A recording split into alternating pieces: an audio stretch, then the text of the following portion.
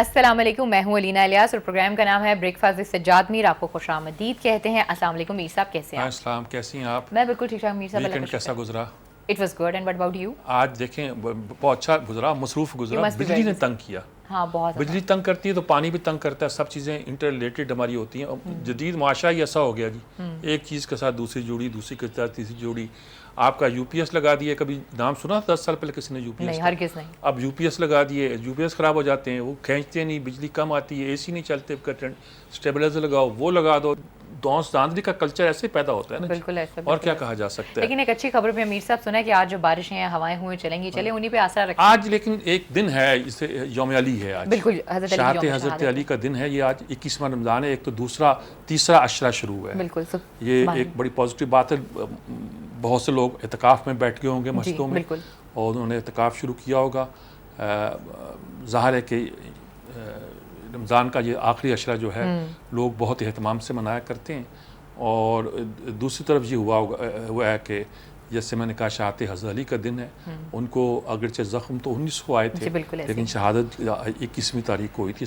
اسلام کی تاریخ کا بہت ہی اندوہناک واقعہ تھا. ہمارے 3 خلفاء شہید کیے گئے. ابو بکر صدیق کے علاوہ حضرت عمر، یعنی کہ وہ ان پہ کوئی ایسا حضرت عمر پہ، حضرت عثمان پہ، حضرت علی کو شہید کیا گیا. اور 2 خلفاء حضرت عمر اور حضرت علی وہ تھے جو مسجد میں شہید کیے گئے. اور اس کے بعد ظاہر ہے کہ مسجد کی سیکورٹی کا انتظام بادشاہ کے لیے ایک اور مختلف طرح کا ہو گیا.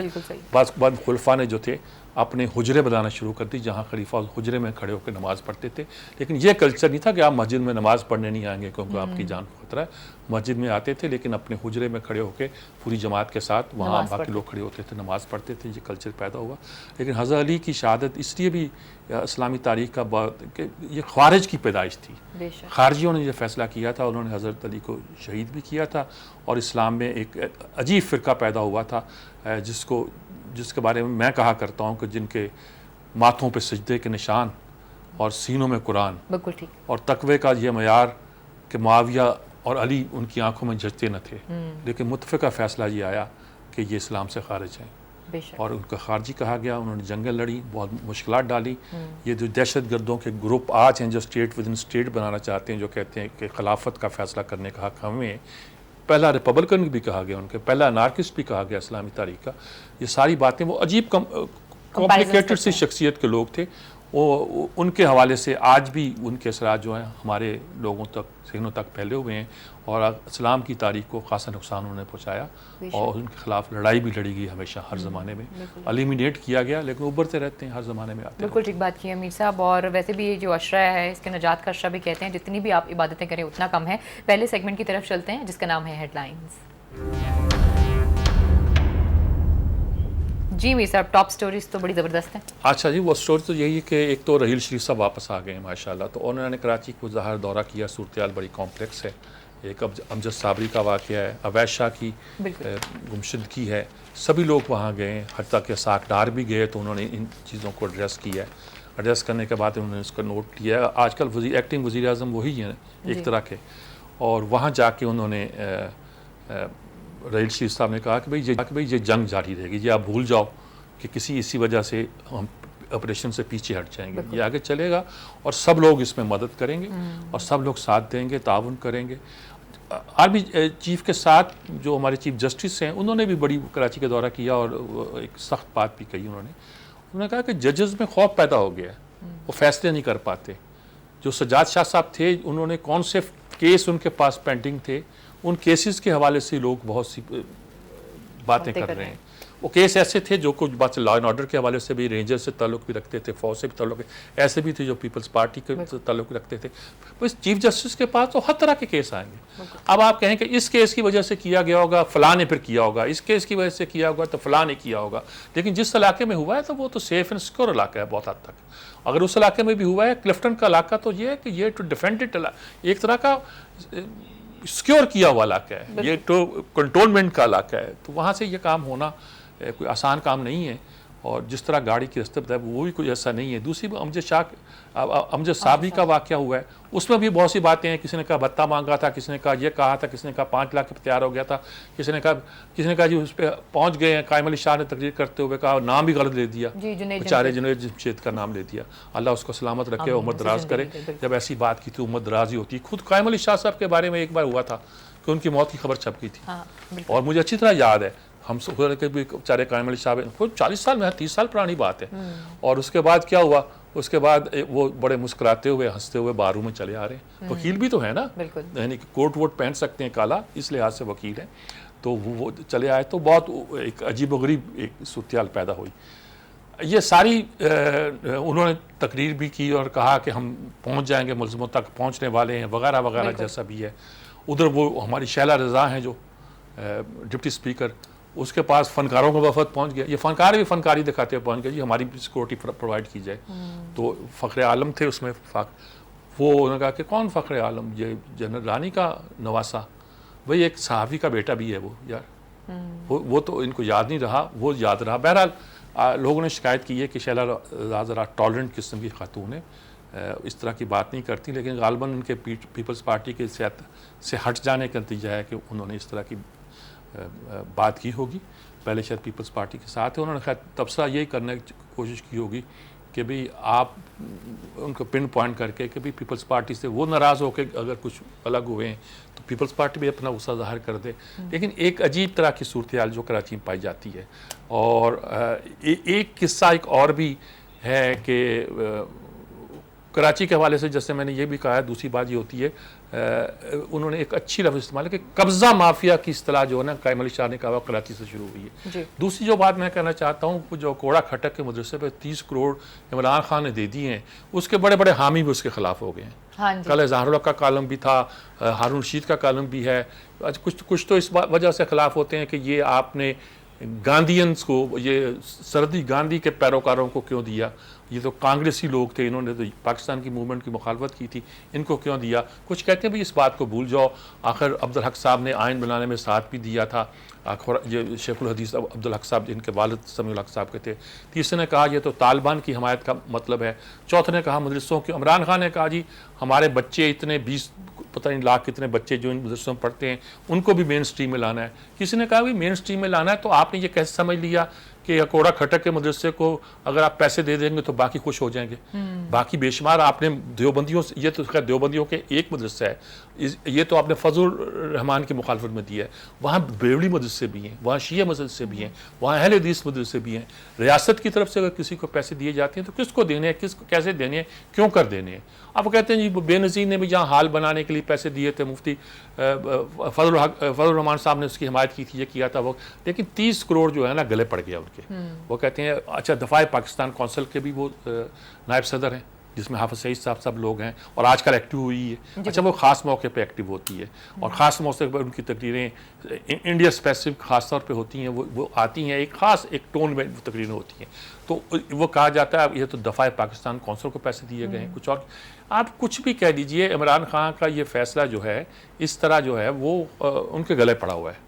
یعنی کہ پرشین ذرا خود مولانا سمیع الحق بھی ایک لائم لائٹ میں دوبارہ آ گئے ہیں, لوگ دوبارہ ان کے خلاف شروع ہو گئے ہیں کہ وہ یہ تھے, وہ یہ ہیں. ڈیو ریسپیکٹ سمیع الحق صاحب کی جب ہم بات کرتے ہیں تو وہ تو بڑے ماڈریٹ سے ہیں, ان کے اندر تو ایگریشن ہے نہیں, اور ANP بھی تو پیپلز پارٹی کی حکومت میں وہ پیسے دے چکی ہوئی ہے. وہ پیسے تو لے چکی ہیں, لیکن ماڈریٹ کیسے ہیں, یہ بھی کہتے ہیں کہ ہمارا مدرسہ GHQ ہے جہادیوں کا, اور یہ جلال الدین افغانی یہیں سے اٹھ کے گئے تھے جب ان کے والد عبدالحق شیخ الحدیث عبدالحق نے کہا تھا کہ چلو اٹھو نوجوان, بہت پڑھائی ہو گئی, جا کے اپنے ملک کی حفاظت کرو. تو اس لیے بہت سی باتیں کہی جا سکتی ہیں, لیکن اصل بات یہ ہے کہ اصولی طور پر آپ نے کسی مدرسے کو پیسے دینے ہیں تو کس حساب سے دینے ہیں, اور کسی ایک مدرسے کو پیسے کیوں دینے ہیں. ایک بار مسئلہ اٹھا تھا جس سے مفتی محمود صاحب بھی تھے, یہ عبدالحق صاحب بھی تھے, تو اس وقت طے ہوا کہ شاید بھٹو صاحب کا زمانہ تھا کہ پیسے دیے جائیں مدرسوں کو.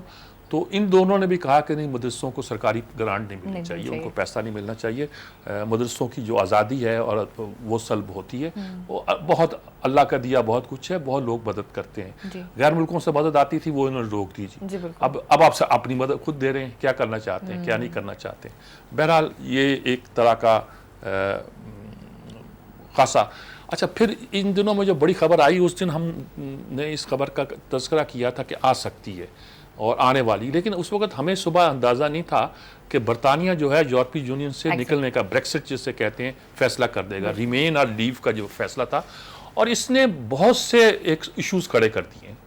اب جس گریٹ برٹن کہتے ہیں وہ اسکاٹ بھی ہے، شمالی آئرلینڈ بھی ہے، لندن، انگلینڈ اینڈ ویلز بھی ہے۔ انگلینڈ تو اتنا حصہ ہے نا، ویلز اس کے ساتھ ہے۔ انگلینڈ اینڈ ویلز کا ووٹ ایک طرف ہے، اور عجیب و غریب بات ہے وہ ووٹ کس بات پہ ہے کہ ہم چھوڑ دیں، اور جو اوپر والے ہیں اسکاٹ لینڈ والے، ان کی میجورٹی کا ووٹ جو آئرلینڈ کا بھی ووٹ ہے وہ ہے کہ ہم ساتھ رہنا چاہیے۔ اچھا اب اس کا مطلب ہے کہ ود ان برٹن بھی ایک طرح کی کنٹرڈکشن پیدا ہو گئی ہے۔ اب آج ایک آرٹیکل ذکر کروں گا کہ یہ تو عرب سپرنگ کے لوگوں کی طرح ہے، احتجاجی قسم کے لوگ تھے جو یہ چاہتے تھے کہ الگ ہو جائے، پروٹیسٹ کر رہے تھے۔ ان کا مقصد یہ تو نہیں تھا سچ مچ الگ ہو جائے، جہاں عرب سپرنگ کے ووٹ تھے انہوں نے حل تو نہیں ڈھونڈا تھا۔ ہمارے یہاں بھی جو مظاہرے کرتے ہیں بہت کرتے ہیں، حل نہیں بتاتے کہ وٹ نیکسٹ، اس کو نکالو، تو یہ تو ان کے ذہن میں آ گیا اس سے نکل آؤ، آگے کیا ہے؟ اب برطانیہ کی معیشت، دنیا بھر کی معیشت، یورپ والے جاؤ چھٹی کرو، جلدی جاؤ، دیر کیوں کر رہے ہو؟ کیمرون نے کہا میں استعفیٰ دے رہا ہوں اکتوبر میں، آنے والا فیصلہ کرے کیا کرنا اسے۔ اب لوگ کہہ رہے ریفرینڈم دوبارہ کراؤ، کیونکہ جنہوں نے ووٹ بھی دیے ہیں وہ بھی سوچ پڑ گئے ہیں کہ یار یہ کیا ہوگا، نکل گئے تو کیا بنے گا۔ پاؤنڈ ایک دم نیچے گرا ہے، اور کئی سوچا نہیں انہوں نے اقتصادی طور پر یہ باہر کے لوگ آ رہے ہیں، امیگرینٹ آ رہے ہیں، ان کو روکا جائے، فلاں کیا جائے۔ تو اگر یہ ہو گیا تو پورے یورپ میں جذباتی نعرے شروع ہو جائیں گے۔ یورپ میں انتہا پسند موجود ہیں جو امیگرینٹ کے خلاف ہیں یورپ میں بہت، لیکن فیصلہ ہوتا تھا کہ ایک فیصلہ اس بیس پہ ہوتا تھا کہ اعتدال کے ساتھ یہی ڈیموکریسی کی شان گنا جاتا تھا۔ وہ شان بچاری جو ہے وہ سر اسکاٹ لینڈ کی وجہ سے دوبارہ ریفرینڈم نہیں ہو سکتا، کیونکہ آسٹریلیا، فرانس اور جرمنی وہ بھی میرے خیال میں ایگزٹ کے اوپر ہے، ان کی تو کیمپینز بھی چل رہی ہیں اس حوالے سے۔ ہاں نہیں وہ دیکھیے وہ یورپ میں تو یہ بات پھیلے گی نا کہ وہ ہم بھی چھوڑ دیں۔ ہاں یہ چل رہا ہے انگلینڈ، گریٹ برٹن کے اندر، یو کے اندر یہ یونائٹڈ کنگڈم جس سے کہتے ہیں یہ پھیلے گی کہ کیوں نہ اسکاٹ لینڈ الگ ہو جائے اور وہ دوبارہ کہیں کہ دوبارہ ریفرینڈم کراؤ، تو خود برطانیہ کے اندر بھی ڈویژن ہو جائے گی اور یورپ کے اندر اس کو حوصلہ افزائی ملے گی۔ دوسری چینی ماہرین نے کہا ہے کہ یہ دنیا کی معیشت کے لیے بھی یہ کوئی اچھی بات نہیں ہے۔ اس کے ایک اکنامک پہلو بھی تو ہے نا جی، پاؤنڈ گر جائے گا، یورپ پہ تھوڑا سا اثر پڑے گا، اور پھر وہ کہتے ہیں نکالو جلدی سے نکالو، وہ سچ میں، اور ایک بار نکل گئے تو دوبارہ آنا آسان نہیں ہے۔ اچھا سر کچھ لوگ ایک بھی یہ بھی کہہ رہے ہیں کہ تو اوپینین ہے اس کے ساتھ یہ بھی ہے کہ چائنا اب اپنی شرطوں کے مطابق یورپین یونین کو لے کے چل سکتا ہے، جو باہر آئے گا، مطلب جو چائنا تو کچھ بھی کر سکتا ہے، چائنا کچھ کر سکتا ہے، چائنا کے خلاف ڈیفنس کے طور پر یورپ تو ایک ڈیفنس، دیکھیے آج جان کیری وہاں جا رہے ہیں، جی بالکل۔ اچھا جان کیری یہ آ رہے ہیں، کچھ لوگوں مثلا میرے جیسے لوگ کہتے ہیں یہ اینگلو سیکسن کلچر کا کمال ہے، یہ انگریزی بولنے والے جو ہیں نا، انگلینڈ اور امریکہ یہ اکٹھا ہونا چاہتے ہیں۔ انگلینڈ کی نظریں ہمیشہ امریکہ پہ اس لیے لگی رہتی ہیں، وہ سمجھتے ہیں یہ ہم ہی تھے جو وہاں گئے تھے، کیا ہوا کہ ہماری ان سے لڑائی ہوئی، وہ ہماری ملکہ کو ملکہ نہیں مانتے تھے، بادشاہ کو بادشاہ نہیں مانتے تھے، انہوں نے ہم سے آزادی حاصل کر لی، اس کو فرانس نے ان کی مدد دی، مگر ہیں تو اپنے لوگ نا، تو یہ اپنے لوگ سمجھ کے وہ اب سمجھتا ہے کہ ان کے ساتھ زیادہ کوشن قائم کی جائے، امریکہ کے ساتھ بجائے یورپ کے ساتھ۔ اچھا یہ حکمت عملی کیا بنتی ہے کیا نہیں بنتی، فارن پالیسی میں چل جاتی ہے، لیکن اکنامیکلی اس کا کیا امپیکٹ پڑے گا کیا نہیں ہوگا، ابھی تو بڑے بڑے ماہرین سوچ رہے ہیں کہ اتنے سال کے تعلقات جو ہیں ایک منٹ میں آپ اس پہ طلاق پہ اترائیں تو یہ بات کوئی سوچنے والی ہوتی ہے، سمجھنے والی۔ کہا جاتا ہے کہ اس کی 3 طلاقوں کا مرحلہ ہوگا، 2 سال میں مکمل ہوگا عمل، 2 دن میں عمل ہونے والا نہیں ہے کہ ایک ہی وقت میں آپ نے طلاق کہہ دیا اور طلاق ہوگی، معاملہ نہیں ہے۔ ادھر پاکستان میں ایک نئی ڈیولپمنٹ ہوئی ہے کہ عمران خان گئے ہیں، ان کی پارٹی گئی ہے، عرب پیپلز پارٹی بھی جا رہی ہے الیکشن کمیشن کے پاس نااہلی کا لے کر، اور کہا کہ ہمیں دادرسی نہ ملی تو ہم سپریم کورٹ میں جائیں گے۔ اچھا سڑکوں پہ دھرنے کی بات ذرا کم ہو رہی ہے۔ اچھا الیکشن کمیشن کا اپنی یہ حالت ہے کہ وہ کانسٹیٹیوٹ ہی نہیں ہے اس وقت، ان کے جتنے 4 ارکان ہیں ان کی مدت ملازمت تو نہیں، ان کا ٹینیور جو ہے، ان کا عہدہ ملازمت جو ہے وہ ختم ہو چکا ہے اور وہ ایک طرح کا فنکشنل نہیں ہے۔ ساتھ ایک اور خبر بھی آئی ہے کہ انہوں نے چپکے اپنے لوگوں کو ہدایت کی ہے کہ نئی لسٹیں تیار کی جائیں اور فلاں جو اقدامات ہیں اس پہ غور کیا جائے۔ یہ لوگ شاید اس پہ اشارہ دینا چاہتے ہیں کہ کیا نئے الیکشن کی تیاریاں ہو رہی ہیں اور کیا کسی کے ذہن میں ہے، یا پاسبل الیکشن کے حوالے سے وہ کہتے ہیں کہ ابھی سے اپڈیٹ کرنا شروع کر دو کہ جب الیکشن کا وقت آئے تو کہیں اس وقت جو ہے کوئی زیادہ گڑبڑ پیدا نہ ہو۔ ادھر نواز شریف جو ہیں وہ شاپنگ کر رہے ہیں، ہیلرڈ میں شاپنگ کی انہوں نے، جو دنیا کا سب سے بڑا سٹور گنا جاتا ہے، پہلے اس کی ملکیت تھا وہ جو کیا نام تھا جس پر ڈیانا کے ساتھ مارا بھی گیا تھا, کیا نام تھا اس کا, عرب تھا جو, اب بعد میں شاید قطر کی حکومت نے خرید لی ہے اس کو, بہت بڑا سٹور ہے. وہاں شاپنگ کرتے, عید کی شاپنگ کرتے پائے گئے, اور کہا گیا کہ وہ شاپنگ پہلے خیال تھا کہ شاید مدینہ منورہ بنائیں گے یا وہ واپس پاکستان آئیں گے, لیکن اب عید وہ وہیں کریں گے, وہ نہیں آ رہے. اس کے ساتھ بہت سی افواہیں, بہت سی گفتگویں وہ پھیل رہی ہیں, بہت سے تجزیے بھی آ رہے ہیں کہ آنے والے دنوں میں وہ کیا فیصلہ کریں گے. کچھ لوگوں کا خیال ہے فیصلہ کر کے آئیں گے کہ آرمی چیف کی ایکسٹینشن دیں گے یا نئے آرمی چیف کے حوالے سے کوئی بات کریں گے. اس طرح کی بہت سی باتیں جو افواہوں کی شکل میں پھیل رہی ہیں, اور وہ کہہ رہے ہیں کہ وہ دانستہ بھی آنے کو اوائڈ کر رہے ہیں, صحت اب ان کی بہتر ہے. لیکن یقینی طور پر ڈاکٹر جو ہیں 3 ہفتوں سے پہلے تو شاید ایئر ٹریول کو الاؤ نہیں کرتے, کچھ اور بھی پرابلم ہو سکتی ہیں. چلنا پھرنا تو یہ بات اور ہوتی ہے, لیکن جھکنا جھک کے, اب میڈیکل رپورٹ اپنی جگہ ہے, سیاسی افواہیں اپنی جگہ پر ہے, دونوں چیزیں ساتھ ساتھ چل رہی ہیں جی. اور بہرحال یہی بڑی خبریں ہیں جی, اور مین خبریں یہی, چھوٹی چھوٹی خبریں اور بھی تھی. وہ ایک ہمارے ایک ٹی وی مقبول پروگرام میں ایک صاحب آتے تھے, نصیر بھائی, جی ہاں سر, جو عام طور پر جن کو فلموں کا گانا پوچھا جاتا ہے, وہ تھے بھی ویسے مزیدار شخصیت تھے, ان کا مذاق بھی سب اڑاتے تھے, لیکن وہ انجوائے کرتے تھے. ان کا انتقال ہو گیا شاید, تو یہ شاید میں ایسے کہہ دیا, یعنی یقینی یہ خبر ہے. اور میرے خیال اسی کے ساتھ ہم وقت پر بالکل اللہ ان کی مغفرت فرمائے اور ان کے درجات جو ہے بلند کرے. فی الحال وقت ایک چھوٹی سی بریک کا, چھوٹی سی بریک کے بعد ملتے ہیں.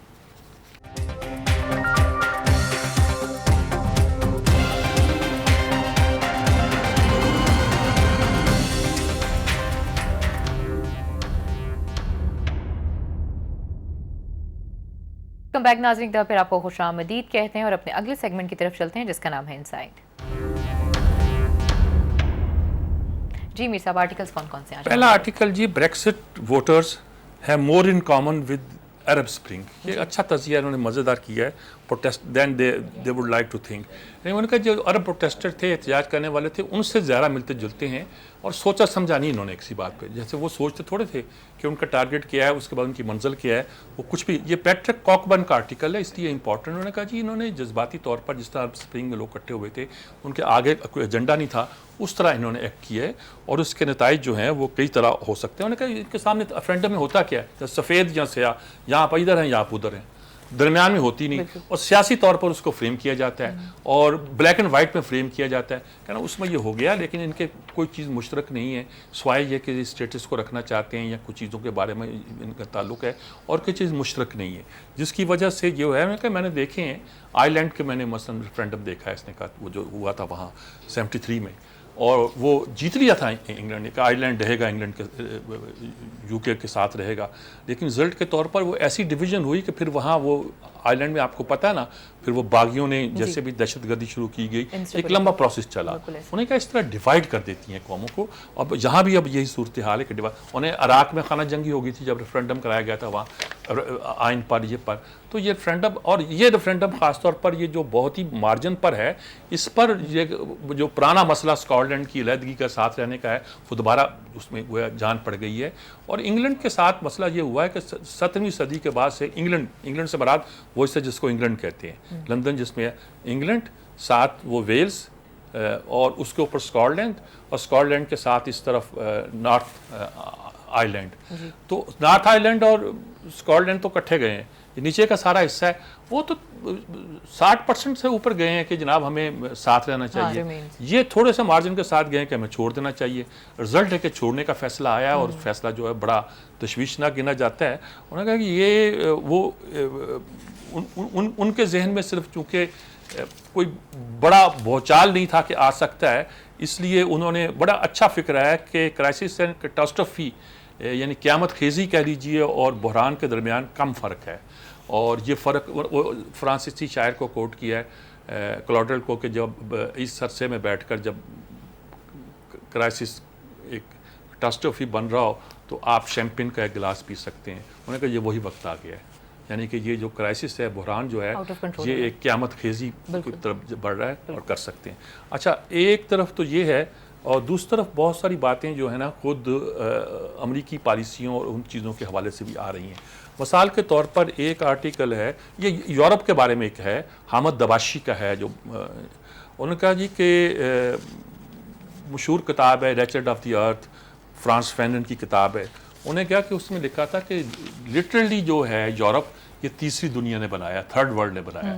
ان کے دو معنی ہیں اس کے. ایک تو معنی یہ ہیں کہ وہاں کے ہیروں جواہرات کو لوٹا, وہاں کے مسالہ جات خوشبوات کو لوٹا, وہاں سے کپڑا ریشم آیا اور ان ساری چیزوں کو جو وہاں سے اس زمانے کی تھی چیزیں, اور ان کے پیسے کے زور پر یہ یورپ بنا.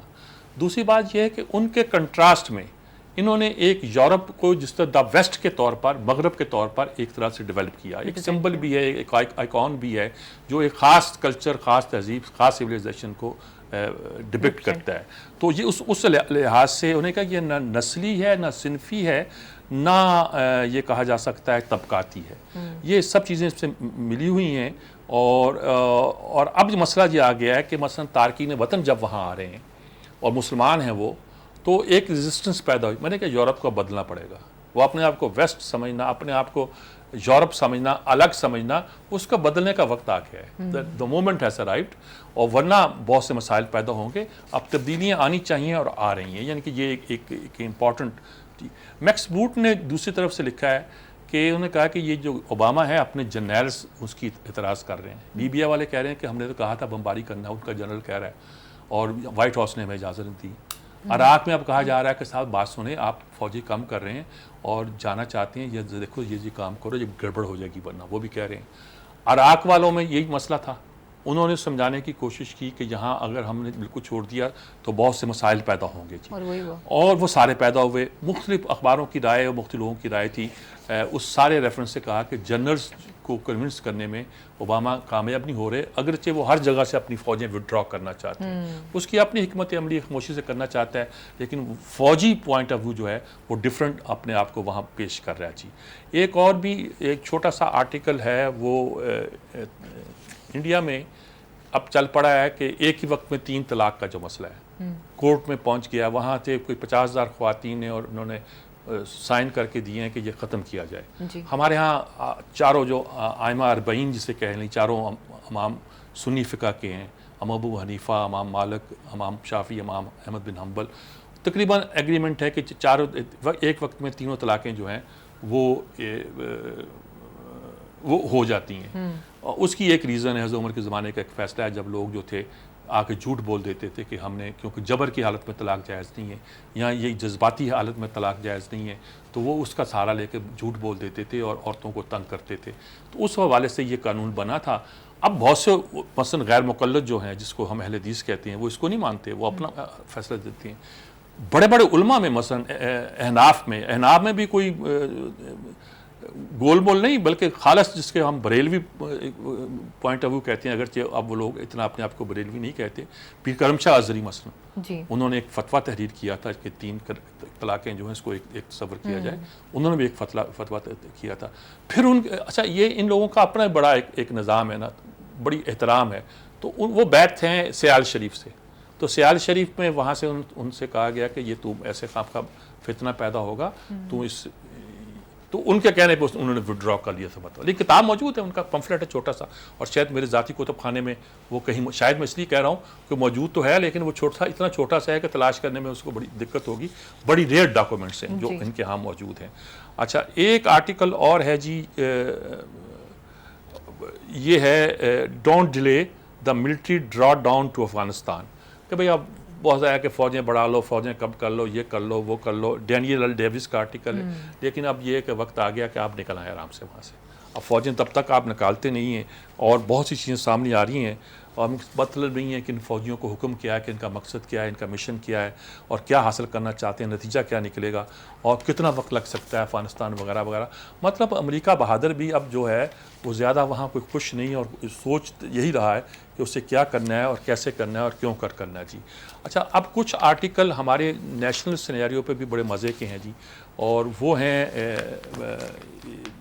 جسے ہم کہتے ہیں خاص طور پر, ایک تو خیر عوریہ مقبول جان کا آرٹیکل ہے, اور نمبر 1 ہے. انہوں نے کہا کہ حیا شرم حجاب ستر 4 لفظ استعمال کیے. انہوں نے کہا کہ یہ انسانی تہذیب کی بنیادی شان ہے, اور جانور و انسان میں یہی فرق ہے, انسانوں میں حیا ہوتی ہے, شرم ہوتی ہے, اور وہ نہیں جو خواجہ آصف کہتے ہیں.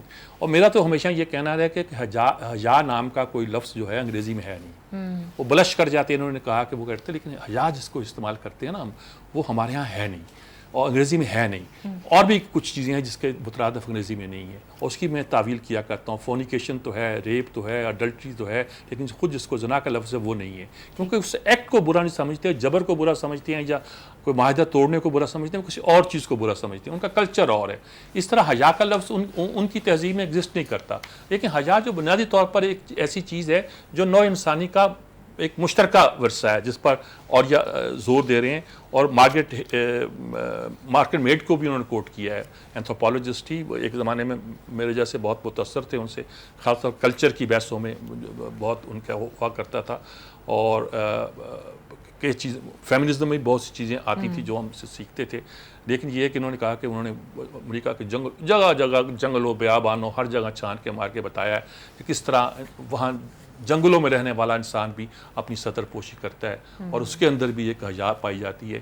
اور حیا کو یہ غیرت نہ بنا دیں کچھ لوگ ہمارے, ورنہ بڑے مسائل پیدا ہوں گے. غیرت بریگیڈ کا تانا بہت سخت چلتا ہے ہمارے یہاں. اور انہوں نے کہا کہ دیکھیے کچھ چیزیں ہیں, لیکن یہ خاندانی نظام کو ایک توڑنے کا ایک سلسلہ جو ہے, جو ان کا آرگومنٹ آج کل چل رہی ہے کہ ہمارے یہاں ڈراموں میں کیا آپ ٹیبوز توڑتے ہیں, آپ فحاشی دکھاتے ہیں تو کیسے کرتے. ایک بار مجھے یاد ہے, بہت پرانی بات ہے, اب تو برسوں ہو گئے, پی ٹی وی پہ ایک پروگرام ریکارڈ کیا تھا ہم نے جس میں کراچی کے نامور دانشور بیٹھے ہوئے تھے. اس کو میں بہت ہی چھوٹا تھا, مجھے پتہ نہیں کیسے جگہ دے دی انہوں نے اس پورے گروہ میں. تو میں نے انہوں نے کہا کہ جی ہمارے دانشور لگے ہوئے تھے, انہوں نے کہا جی obscenity کیا ہے لٹریچر میں, اس کے خاص کانٹیکسٹ میں ولگیرٹی کو ریجیکٹ کرتے ہیں, obscenity کو ایک خاص معنوں میں وہ ایکسیپٹ بھی کر لیتے ہیں, ولگیرٹی کو ابتذال کرتے ہیں اردو میں, اس کو فحاشی کہتے ہیں. انہوں نے کہا جی یہ بھی فحاشی ہے کہ نماز میرا فرض ہے اور چوری میرا پیشہ ہے وغیرہ وغیرہ اس طرح کی بھی. تو آج سب جو چیز یہاں فوش ہے تو پیرس میں فوش نہیں فلانی. تو میں نے پھر اس پہ ایک سٹینڈ لیا کہ یہ وہ سمپٹمز ہیں جو ان تہذیبوں میں پیدا ہوتے ہیں جو زوال پذیر ہوتی ہے. اور یہ ہے کہ جس چیز کو ہم فحاشی کہہ رہے ہیں وہ اس کی ڈگری کا فرق ہے. کراچی اور لندن یا پیرس کے درمیان ڈگری کا فرق ہے, یا ہمارے گاؤں میں اور شہر کے درمیان, اور اس کے ٹرینڈ کا فرق نہیں ہے کہ جبہ کبا پہن کے آ جائیں تو آپ کہیں گے فوش ہو گئے, یہ نہیں ہے مطلب آپ کا. اور لٹریچر میں اس کو کس کانٹیسٹ ہے وہ اور بحث تھی.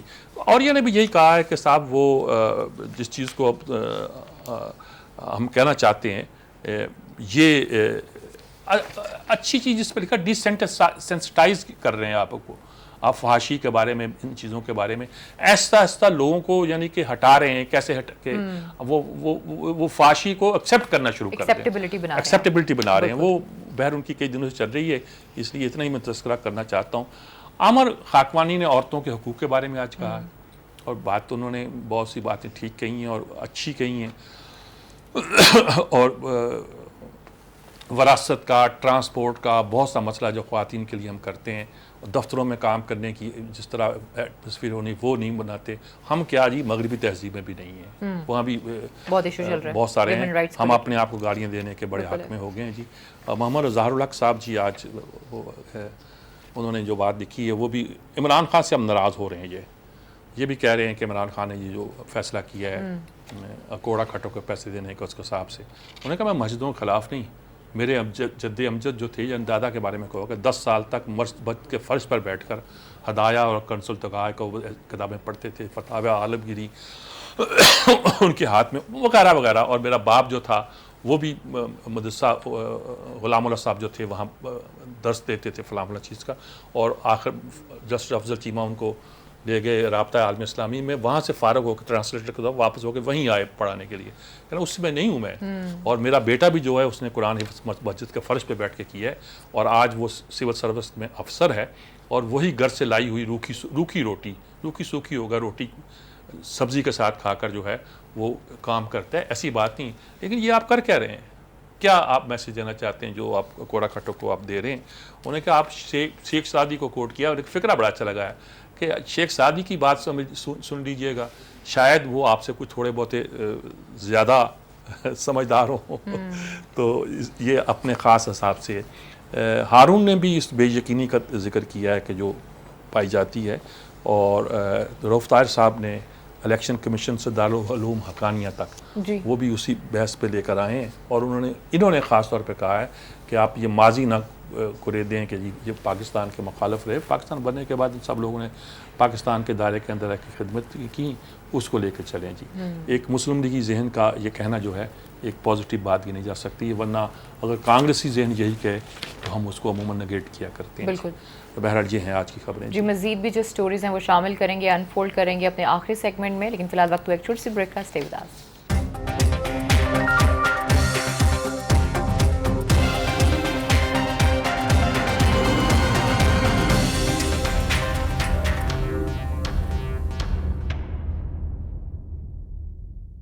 वेलकम बैक नाज़रीन, फिर आपको खुशामदीद कहते हैं और अपने आखिरी सेगमेंट की तरफ चलते हैं जिसका नाम है इनपुट। और आज टेलीफोन लाइन पे हमारे साथ मौजूद हैं दोनों ही बहुत रिनाउंड एनालिस्ट हैं, डॉक्टर हुमा बकाई साहिबा हैं और डॉक्टर हसन अस्करी साहब हैं। Handed over to you. जी जी बिल्कुल, हम दोनों से बात करते हैं। मेरे ख्याल में बरतानिया का जो मसला लोगों को अभी समझ नहीं आ रहा है, दुनिया के बहुत से लोग इस पर परेशान हैं। हत्या आज इसको अरब स्प्रिंग से भी किसी ने कंपेयर किया है, और बहुत से चीनी लोगों के तबसरे आ रहे हैं कि दुनिया पर फ़र्क पड़ेगा, और यूरोप कह रहा है जाओ जाओ निकालो इसको, जल्दी निकालो, और लंदन में इंग्लैंड में कह रहे हैं कि दोबारा करा लो रेफरेंडम। यानी कि अजीब चारों पांचों राय देखें तो अजीब आदमी मकमस में फिरता है। जी मैं डॉक्टर हुमा से पहले बात करना चाहूँगा, उनसे पहले पूछना चाहता हूँ क्या आप इसको क्या समझ रही हैं, बरतानिया की जो फैसला है। उस दिन हम सुबह इंतज़ार कर रहे थे जुमे के दिन के आने वाला फैसला है, लेकिन हमें भी तवक्को नहीं थी कि फैसला ये आएगा, और जो सर्वे आ रहे थे बिल्कुल उससे उलट आया है। उतने ही परसेंट जो थे हक में और उतने परसेंट जो खिलाफ थे, वो खिलाफ के जो परसेंटेज वो हक में आई, हक की जो परसेंटेज खिलाफ आई। क्या आपको क्या लग रहा है, क्या ये? देखिए अब तो मेरे ख्याल है द वर्डिक्ट इज आउट। फैसला जो था वो अवामी था, उसमें ना तो पॉलिटिकल विजडम हमें नजर आई और ना इकोनॉमिक विजडम नजर आई, और अब जब उसके असरात के बारे में डिबेट होना शुरू हुई है तो आपको पता है कि पिटिशन सोशल मीडिया पे जो है वो अब 1 मिलियन से ऊपर चली गई है। ब्रिटिश कानून में एक चीज है कि अगर किसी के ऊपर भी पिटिशन, पब्लिक पिटिशन जो है वो 10 मिलियन के ऊपर चली जाए तो फिर उसको पार्लियामेंट में दोबारा डिबेट करना जो है वो मैंडेटरी हो जाता है। तो कम से कम इस हद तक तो ये डिसीजन जो है अब पहुंच गया। अब ये रीविजिट होता है या नहीं ये देखने की जरूरत है।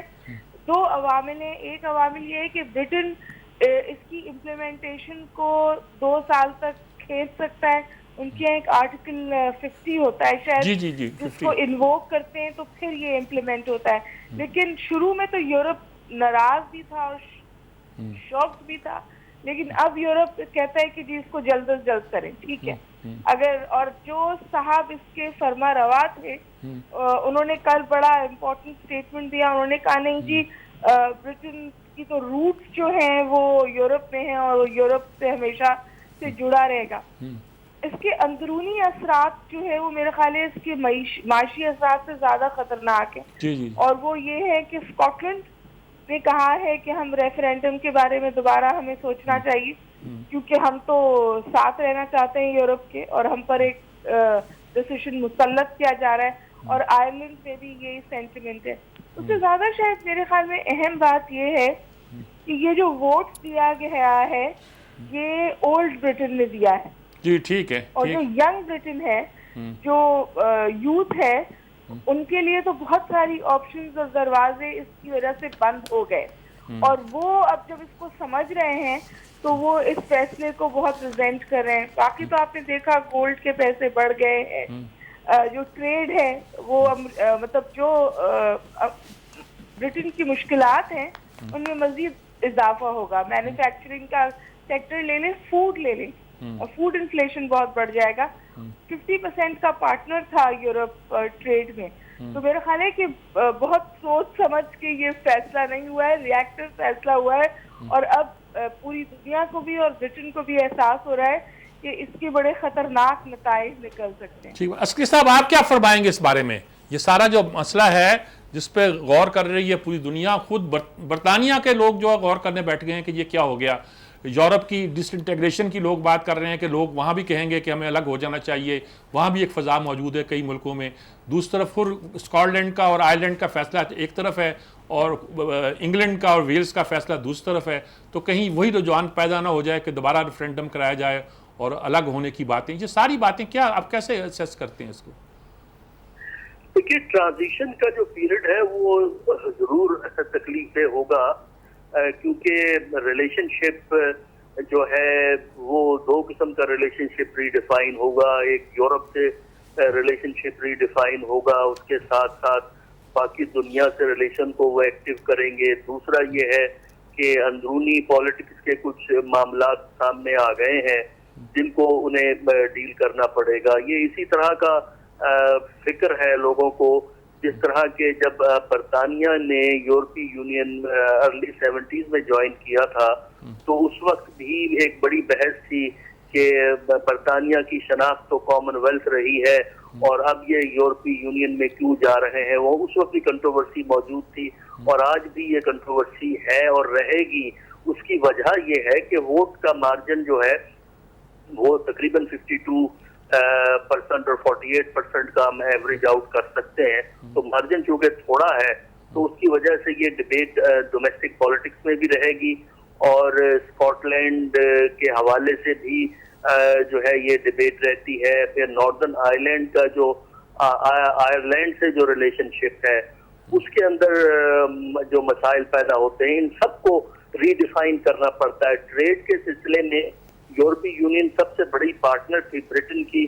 اب برٹن کو نئی مارکیٹس ڈھونڈنی پڑیں گی آؤٹ سائڈ آف یورپی یونین, اور یورپی یونین کے ہر کنٹری سے سیپریٹ ٹریٹی انہیں سائن کرنا پڑے گا ایک نان ای یو ممبر کی حیثیت سے.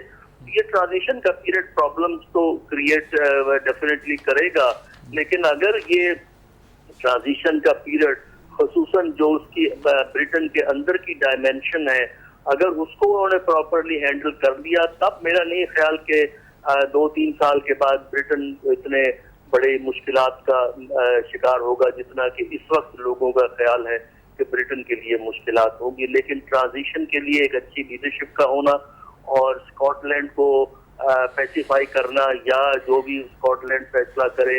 ناردرن آئرلینڈ میں جو ڈبیٹ شروع ہوئی ہے آئرلینڈ کے حوالے سے یہ وہ ایشوز ہیں جن کو ایڈریس کرنا انہیں پڑے گا. ٹھیک بات ہے, انٹرنلی پرابلم ہوں گے, ایکسٹرنلی پرابلم ہوں گے. اچھا, ہم لوکل مسئلے پہ بات کرنا چاہ رہے ہیں کہ آج تحریک انصاف تو چلی گئی ہے الیکشن کمیشن کے پاس اور کہتے ہیں کہ اس کے بعد ہم سپریم کورٹ پہ جائیں گے. دھرنے کی بات ابھی شاید پیچھے جا رہی ہے. ادھر پیپلز پارٹی بھی جا رہے ہیں آج. کیا نیا نقشہ کیا بنتا دکھائی دیتا ہے جی؟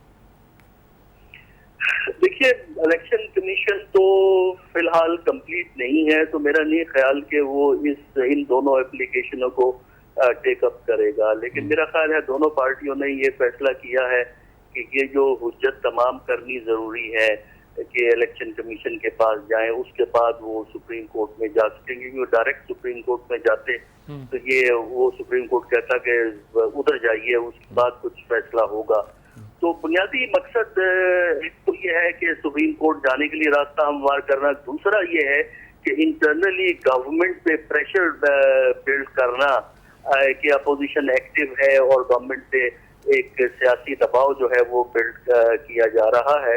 اور یہ کسی اگر بڑے سلسلے کا حصہ ہے تب تو اس میں کوئی بات سمجھ میں آئے گی, لیکن صرف ایک پٹیشن الیکشن کمیشن کو فائل کرنے سے جو ہے وہ معاملات جو ہے وہ طے نہیں ہوں گے. میرا نہیں خیال کہ الیکشن کمیشن اتنی کریج شو کر سکتا ہے. نیا الیکشن کمیشن بھی آئے گا ان لوگوں کو ڈسکوالیفائی کر سکتا ہے. جی ڈاکٹر صاحب, آپ کیا کہتی ہیں اس مسئلے پر؟ مجھے تو بڑی کنفیوژن نظر آتی ہے. لگتا ہے کہ وہ دھرنا وہ احتجاج کی سیاست کچھ ابھی شاید پیچھے چلی گئی ہے.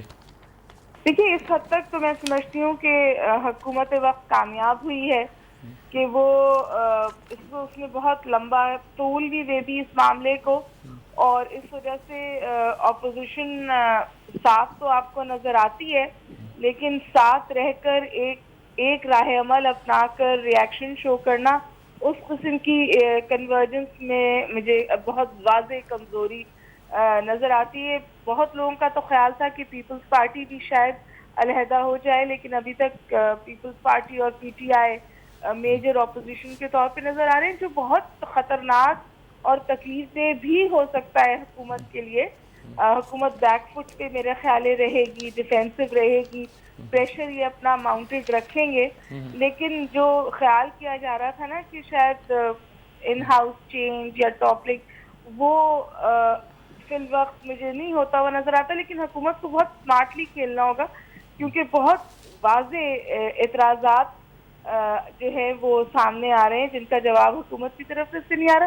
جانی صاحب ایک اور بات کی طرف میں اشارہ کرنا چاہ رہی تھی, جی اگر آپ اجازت دیں, اور وہ یہ کہ مجھے لگتا ہے کہ یہ جو کچھ ہو رہا ہے اس کو آپ کراچی کی سیاست سے علیحدہ نہیں کر جی میں اس پہ آنا چاہ رہا تھا, آپ خود ہی آ گئی ہیں. جی وہاں پہ یہ ہے کہ جو حکومت وقت کے پاس بارگیننگ چپ تھی بالخصوص پیپلز پارٹی کے ساتھ انٹریکٹ کرنے کی, میرا خیال ہے کہ وہ کل کے راحیل شریف کے اسٹیٹمنٹ کے بعد ختم ہو گئی.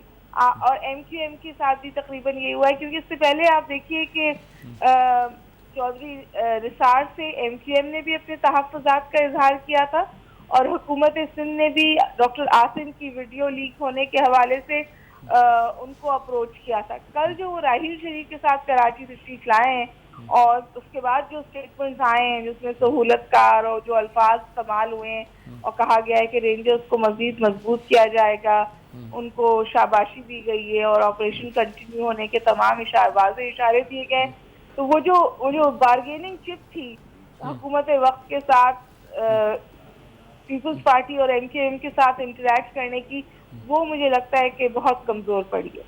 اچھا عسکری صاحب آپ کیا کہیں گے یہ کراچی کی صورتحال پہ خاص طور پر کیا اس کا امپیکٹ نظر آتا ہے؟ راحیل شریف صاحب کا بیان آ گیا ہے, سخت آیا ہے, دورے بھی ہوئے ہیں, اسحاق ڈار تک گئے ہیں, اب ان کو جیسے قائم مقام وزیر اعظم کے طور پر جیسے وہ وزٹ کر رہے ہیں, کیا نظر آتا ہے کہ کیا کچھ کراچی کے حوالے سے کچھ؟ دیکھیے جو بیان ہے آرمی چیف کا وہ کوئی اتنی حیرانی کی بات نہیں ہے, کیونکہ ہم یہی ایکسپیکٹ کر رہے تھے کہ جو رینجرز ہیں یا آرمی ہے وہ ایک زیادہ واضح سٹینڈ لے گی, کیونکہ کراچی میں صورتحال امپروو ہونے کے بعد جو پروسیس تھا یہ جو آپریشن کا وہ کافی حد تک سلو ڈاؤن ہو گیا تھا. کرپشن کے سلسلے میں بھی کاروائیاں مور اور لیس رکی ہوئی تھی, پرانے کیسز تھے جو چل رہے تھے, نئے کوئی کاروائی نہیں ہوئی تھی, اور اسی سپیس کا فائدہ اٹھاتے ہوئے یہ گروپس کچھ ری گروپ ہوئے ہیں, اکٹھے ہوئے ہیں اور انہوں نے کاروائی کی ہے, تو لہذا فوج نے ایک ڈٹرمینیشن ایکسپریس کی ہے. اب اس میں پرابلم یہ ہے کہ ماضی میں دونوں بڑی جماعتیں سندھ کی یعنی ایم کیو ایم اور پی پی پی دونوں کو رینجرز کے کردار پہ اعتراض رہا ہے, اور ظاہر ہے کہ اب اگر زیادہ ایکٹیو ہوں گے تو پھر وہی مسائل ہیں کہ ایم کیو ایم کا بندہ پکڑا جائے گا تو ایم کیو ایم شور مچائے گی, پی پی پی حکومت ہے وہ ویسے ہی شور مچائے گی کہ ہم بائی پاس ہو گئے ہیں. تو یہ ڈائلماز تو اس کے چلتے رہیں گے, لیکن حکومت سندھ میں کیپیبلٹی نہیں ہے کہ وہ سندھ کی سچویشن کو سہار سکے, اور یہ بھی فیکٹ ہے کہ پالیٹکس, کرمنالٹی اور ٹیررزم اوور لیپ کرتے ہیں پورے پاکستان کے اندر, صرف کراچی میں نہیں پورے پاکستان کے اندر. یا تو سیاسی جماعتیں خود یہ بیڑا اٹھائیں کہ اپنے اندر جو کرمنل ایلیمنٹ ہیں اور جو دوسرے ایلیمنٹ ہیں جو ضرورت کے وقت اپنی پارٹی کے لیے جو ہے ڈنڈا فورس کا کام کرتے ہیں, اگر تو یہ خود اپنی صفوں کو کلینس کر لیں تو میرا خیال ہے کہ پاکستان کی سیاست بہتر ہوگی, لیکن ایسا امکان ہمیں نظر نہیں آتا.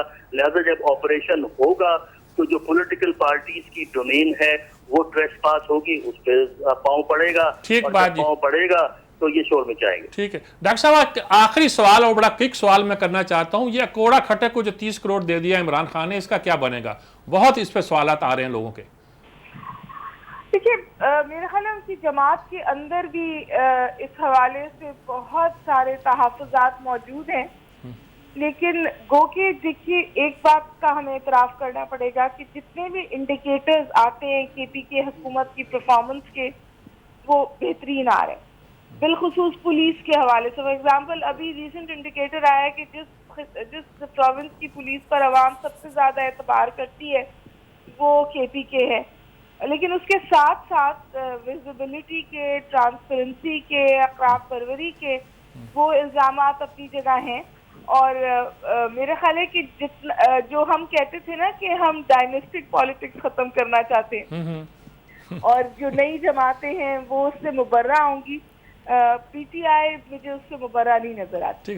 اپنا عسکری صاحب آپ کیا کہیں گے؟